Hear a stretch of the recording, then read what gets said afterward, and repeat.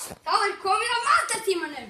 En Hafþór Óskar ætlar að fóðra úlfur. Hér er úlfur, auðvitað hann. Byrjum að spá Kotalíus. Fyrir úlfur, næ, ok. Ok. Þeir eru algjörur hálfviti sko. Sérstaklega úlfur. Ok, núna mjólkin. Þeir eru mongólisir. Opna munnin. Mjólk, meiri mjólk. Sannaðu svolítið mjólk. Mjólkin. Létt mjólk. Ok.